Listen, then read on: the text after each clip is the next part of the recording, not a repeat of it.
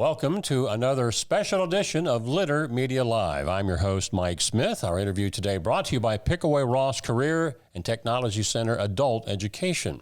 Joining us as our guest in studio, we have Brandon Smith, the CEO of Scioto Society, and director of the outdoor drama Tecumseh, Julie Richardson.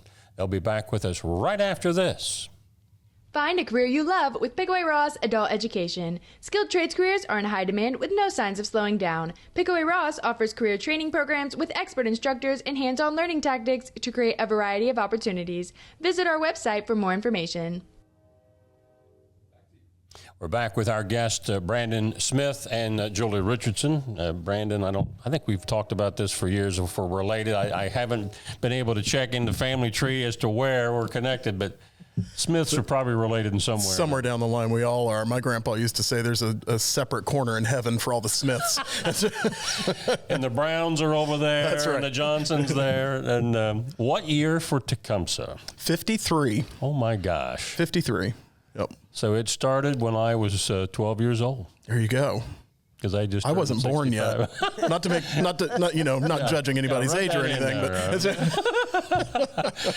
over 53 years, from what you can recollect, I know from people that are standing back and watching, as opposed to those that are on the inside and know all of the stuff, I know there's been tremendous changes, improvements over those years.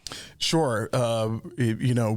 By necessity and by choice, both, right? So you come to the facility today, a lot of that it was there in 1973. The rain shelter, the seating area, although it's changed a little bit, those are the original structures that were constructed by the Ohio National Guard. And then, over the year, everything needs upgraded over the years, usually stuff that's not that sexy, right? HVAC, electrical, plumbing, all of that. But then also, every time a new director or a new actor comes in, they're gonna interpret their role a little bit differently. And so every year the show's a little bit different. Sometimes it's more than others, and sometimes it's very similar, but it has a different feel every year. And of course, this will be Julie's second year directing the show. And she brought lots of new things into the show last year. Again this year as well, also bringing back some old things that had gone away in the past. So I think overall, I think over the past 5 years, we've done about $1.5 million in facilities upgrades, new dressing rooms, new parking lot lights, all of that kind of thing. So that makes the visitor experience better, even though they may not know why, right? And then when you get on stage and see the show, those changes in the show, I think, make it better as well. So we try to keep up facility and show. Julie, before we get into actually Tecumseh, what's your background in theater, drama, and that sort of thing going back? Well, I'm from Boone, North Carolina, and we have an outdoor drama in my backyard called Horn in the West. Mm-hmm. And as a young child, my mother used to sit me at the top of the house while I watched the show, and she ran part of the gift shop for the women's club. So I grew up watching it, and then I ended up getting a job when I was in college because my professor was the director. Yeah. And from there, I started looking for work through a theater conference and ended up going to several different outdoor dramas during my term. So you can say this was in your blood. Yeah, I would say so. I like the outdoors, and there's no better place than being outside to watch the show. I know a lot of people are familiar with Boone for a couple of reasons. Of course, the Billy Graham, Crusades came out of there, but also, is that Appalachian State College? Appalachian, yeah. Boone, North Carolina, yeah. So how big of a town is Boone? Well, it was a small town, but it's grown immensely. I can't tell you quite because the students make it grow. Mm-hmm. And Appalachian State University has expanded greatly, and so has the love for the mountains, so people want to move there because it is a beautiful place. The surrounding areas are just gorgeous. Right. Yeah. For those who, and this is a common thread, and I know Brandon knows what I'm talking about, for people who've been in this area. It's the same thing with Adena Mansion. You've lived here all your life. Maybe you went there on a grade school field trip but haven't been back. Why should people come back if they saw the show 20, 30 years ago? Well, it keeps growing. Improvements. The actors are different, of course, but we try to bring the new story to life every year, and I have done some work through reading some of Alan's older scripts, and there was a tribal historian during that time. And so I have worked with Brandon and Lee Krause trying to do some updates to bring the narration because Tecumseh traveled so many places. So I think it's important that people remember history and come see something that is very action-oriented, plus it's heart-gripping as well because it's a true story. A hearty amen on the history.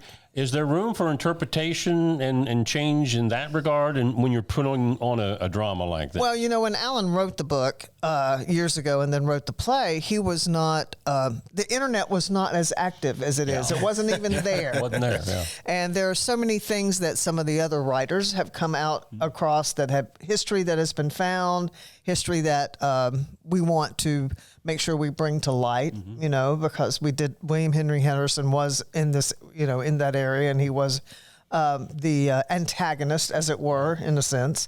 But then, of course, just the American encroachment on their land. I think that's important that people remember that because they lost a lot of property, as it were, settlements due to people wanting to move west, as it were, young man.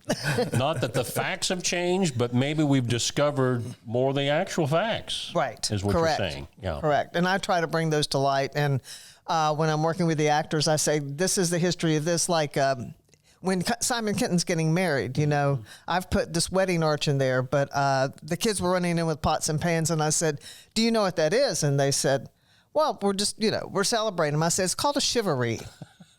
And the chivalry back then, when you got married, the pots and pans rang all night, so the couple could not have any peace. Of course, we don't do that then, but that's what chivalry used to be, you know. And so they learned a new word, and I have various odd facts in my brains because I do a lot of history. I did buckskinning and went up to Friendship, Indiana, and did things like that. So I very much into the American history and what made this land. Yeah. Of course, Brandon can weigh in on this too, but Julie, are you familiar with when, was it Yellow Jacket?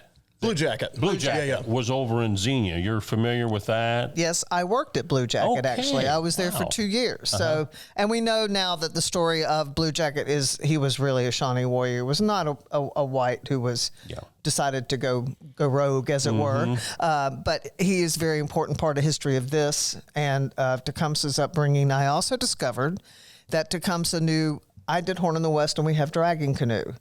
Tecumseh and Chickasika went down in the Chattanooga, Tennessee area and fought with them for a while. So I found a link in my history of 2 different outdoor dramas. Wow. So, or 3 now because we talk about Blue Jacket. So but Blue Jacket was a very important part of Tecumseh's upbringing too. Right. Because he kind of took them under their wing, even though it was Cornstalk who really grasped Tecumseh and took him under his wing once his father died. Right. Brandon, you mentioned about $1.5 million in infrastructure improvements over the years. There was just a report that came out yesterday from Ross County, Chillicothe Convention and Visitors Bureau. $155 million spent by visitors to this area of Ross County. Have any idea how much of that is attributed to the outdoor drama Tecumseh? $2.7 million. 2.7. Yeah. So Americans for the Arts has a fun little calculator. You just plug your numbers in. This is how many people came to the show. This is what they spent on their ticket. And it'll pump it out and say, well, they spent this much at your theater. And then outside the gates of the theater, they spent this much. And so we track that every year. Tourism is serious business here. And of course, Tecumseh kind of created tourism in the area in a lot of ways. That's why it was founded. Right. Our founders felt that the history of the area wasn't being properly promoted. And that there was an opportunity there. They actually went to see the Lost Colony in North Carolina, and they went, "Hey, this could work in our place." So, not to get too deep into it, but they went to Alan Eckert and said, "We want to do this play about Thomas Worthington." He did a lot of research. He came back to them and said, "Listen, he wasn't that interesting, or at least the writings are not interesting enough for me to put a play together." But I've done a lot of research on this guy named Tecumseh, and I think he'd make a good hero. Yeah. And so that's how it was born. With the new state park that just opened over near Xenia, is there any way that we've connected with those folks to get, hey, if you're visiting there, then you got to come over and see the production? For sure. The state of Ohio Tourism Department and the Chamber of Commerce have really done a good job over the past 4 or 5 years of recognizing what a big business tourism is in state and promoting that. And so we partner with both of them for promotions outside of the state of Ohio, all our surrounding states, clear over into New York, to try to bring some of those folks in. So they have the money and the power to be able to reach those people, which I don't necessarily. So that partnership is really important. So that goes from us through the Ross Chillicothe CVB to the state. Was just in Columbus last week and met with all those folks. And there is a real recognition amongst not only those departments, but I think the House of Representatives as a whole. They've in fact created a new committee for arts, athletics, and tourism. And of course, Governor DeWine's always been a big supporter. So, yeah. You may be familiar with this, Brandon. I'm not sure whether Julie is or not. There was a gentleman that used to come on a fairly regular visit to Chillicothe from Australia to see the outdoor drama Tecumseh. Is that a common tale for people out of country coming here to see the show? That is not a common tale, but it is a common tale that people from outside the country see the show. Last year we had a family from Germany who had seen it in the 80s who came back. And I remember, it's been a long time, so I don't remember all the details, but back in the 70s, if the show rained out, you got a lifetime ticket. And so we had a few years ago, somebody from England came with one of those lifetime tickets, and I was, I need to get a picture of that. You didn't turn them away because it wasn't in place anymore. That's right. Amazing. Julie, you were talking about, background and your history with, the outdoor stage, if you will. Outdoor drama is not really anything new. I think some guy named Shakespeare used to do some of this years ago. Did we pick up anything from those experiences of history that we've obviously have improved on with lights and things of that nature, but do we still use some of that technique from those days? We do, because one thing we don't do, but we've had to resort because of all the area noise, is no one is really mic'd at the show except their boundary mics, so they don't get these personal body mics like you do on Broadway and other stages. They have to learn to use their voice. And the Greek amphitheaters and stuff, there was no mics during that time. So it was all use of projection. And also the way the architecture was, it also fed on that. And that's one of the reasons I love the Tecumseh stage, is because there is a rain shelter which helps bounce the voices back. It doesn't go into the Ethernet or out in the world. And the boundary mics are only there to help reinforce those people at the top row sometimes, because we also have to train our actors to say, this is not film. You're going to use your body, you're going to use your voice. And when I look for people, I look for people who are singers too, or have had Shakespeare in their blood. Right. So going back to the Greek amphitheaters, you've got more bells and whistles now than you did, but the lighting, you can do different things with the lighting, but using their vocal prowess is important, and being able to be audible and understood. With the history of the amphitheater, Brandon, when it was first built, did they have all of that down with the acoustics pretty much right away, or have there been some improvements to enhance that over the years? So like Julie said, we have a sound system now with those boundary mics that helps project voices. But honestly, when I stand on that stage and talk to somebody at the back, I'm shocked how well they nailed it. It's really quite remarkable. And when people like Ricky Skaggs come and perform there, sometimes they'll step out in front of the stage and say, the acoustics are so big. Everybody be quiet for a minute, and we're going to do this without microphones. And it's just the coolest moment. Yeah.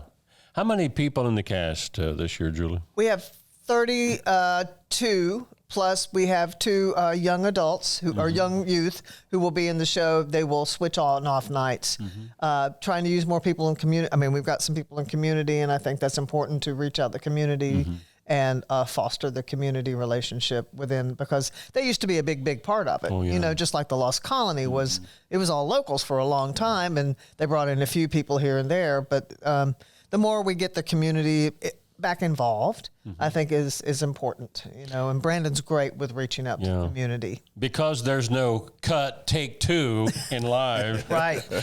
How challenging is that to have that many people in a cast and make sure everybody's on their mark and on time? Well, that's what we're going to be doing in the next few weeks. it's all about timing and them understanding the show, and then me finding out where they have to go from point A to point B to get back on stage. Because sometimes when they're on horseback and I want them on the other side of the stage, it's like, well, they have to go way down in the path to get there. And I go, well, why aren't they there yet? Well, because they're back in the back turning to get around. So it's like, how can I fix that? So it's an immense stage for one thing. And I think they listen. And now midsummer, when it gets really hot, they're going to have to be more on their toes. But, that's when you say, you got to really listen up. You got to remember, because you got to keep it fresh every night. So staying on task with their responsibilities is important.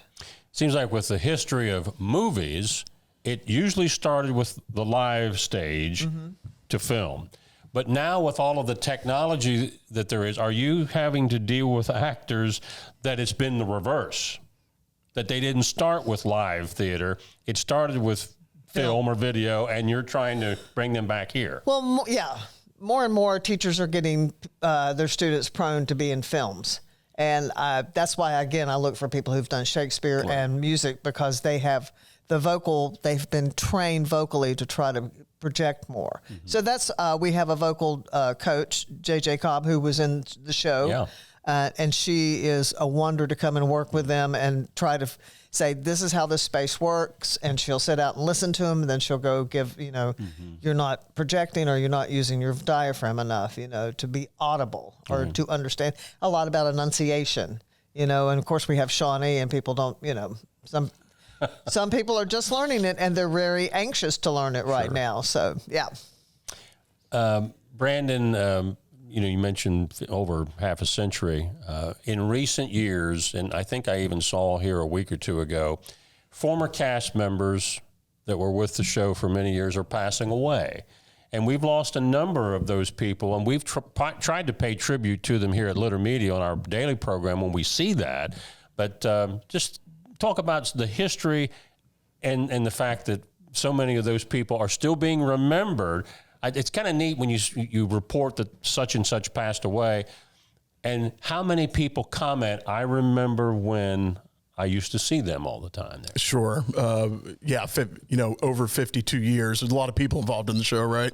I tried to figure out one time how many, somewhere between 5,000 and 7,000 people over that time.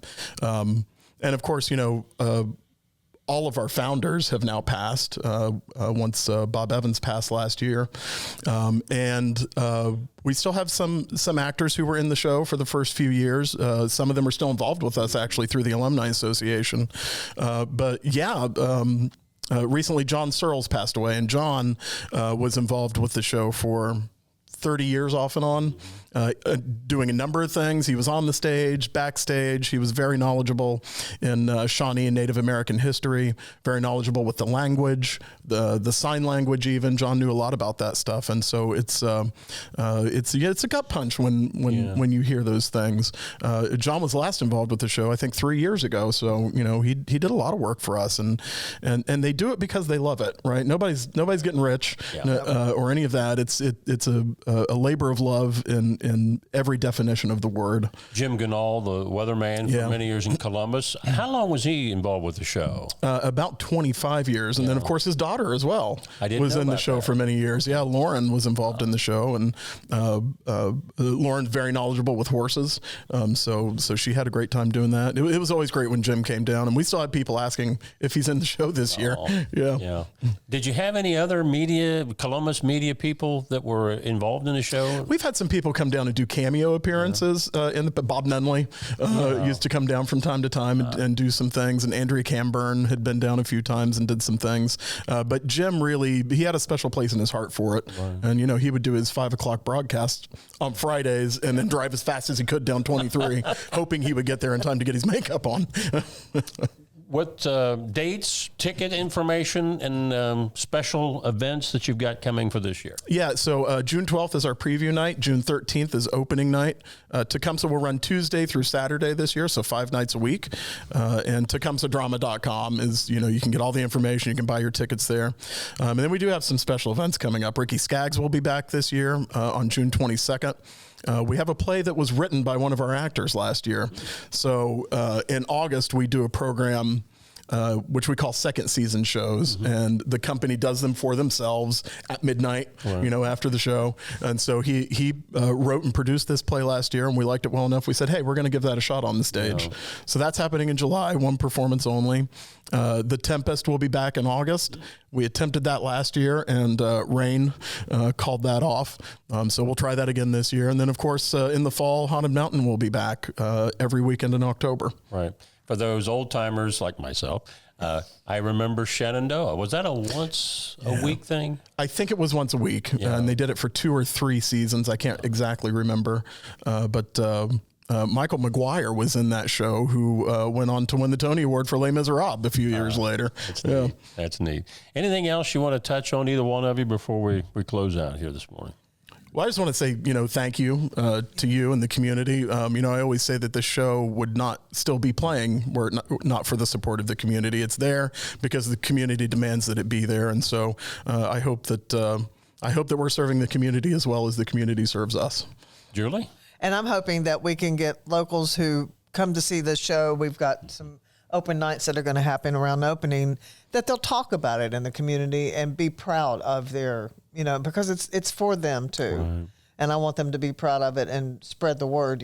Word of mouth gets us a lot of tickets, and of course, all the young adults we have in the show, we're going to have families coming to see them and go around to the mounds and all the other attractions. So I'm hoping that word of mouth and just we'll get people on Instagram and the Twitter eventually to do all that stuff, but it's not my job. That's their job. I would think World Heritage designation is really going to give a jump start to this again. For sure. We've already seen that last year, right? A little bump in visitation, and I expect that to go up again this year. People who are interested in World Heritage sites are going to travel from everywhere around the globe to see it. And for some people who live very close, that might have been the first time they'd ever knew that there were mounds here. Exactly. Right. So, it's been a great and will continue to be a great shot in the arm. Yeah. Julie, do we still say break a leg? Yes, we do. We certainly do. I didn't want to offend anyone out there. Break a leg for 2025. So Again, Director of Tecumseh, Julie Richardson, along with Scioto Society CEO Brandon Smith, our guest on special edition of Litter Media Live, brought to you today by Pickaway-Ross Career and Technology Center Adult Education. I'm Mike Smith.